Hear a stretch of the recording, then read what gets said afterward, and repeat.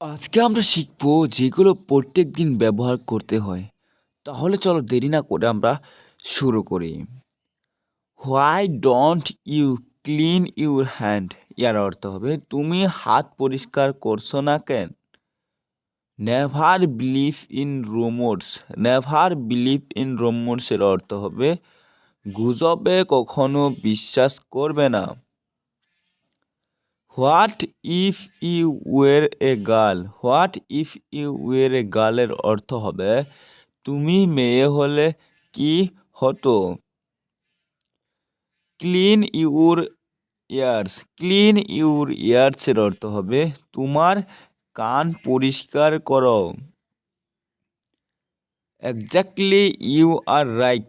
Exactly you are রাইটের অর্থ হবে তুমি একদম ঠিক বলেছ।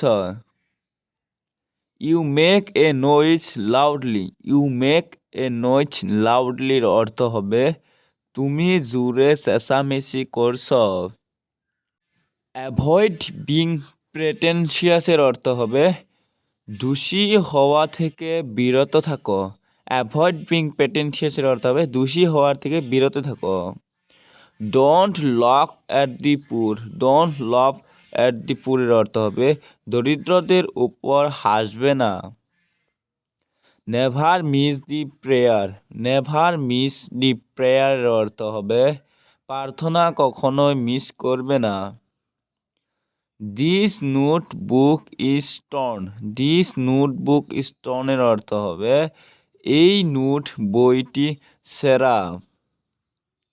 দেয়ার are many more things to no.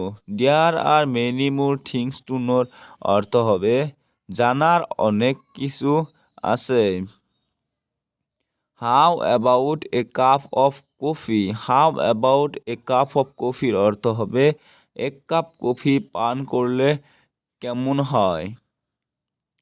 My head is getting hot. My head is getting হটের অর্থ হবে আমার মাথা গরম হয়ে যাচ্ছে।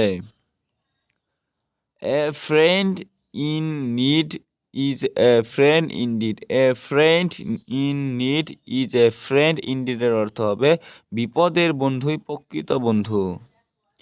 So long see you later. So long see you later অর্থ হবে আচ্ছা তাহলে আবার দেখা হবে। I will be glad if you come again. I will be glad if you come এগেইনের অর্থ হবে আপনি যদি আবার আসেন খুশি হব। You can say whatever you like. You can say whatever you লাইকের অর্থ হবে যা মনে চায় বলতে পারো। A bad workman quarrels with his tools. A bad workman quarrels with his টুলের অর্থ হবে নাচতে না জানলে ওঠার বাক্কা। Nice of you to say so নি পেন। ইয়ার অর্থ হবে এটা বলতে ভালো লাগছে। I used to smoke cigarettes now I don't. ইয়ার অর্থ হবে আমি ধূমপান করতাম এখন করি না।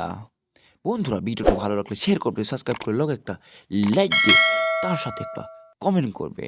ধন্যবাদ।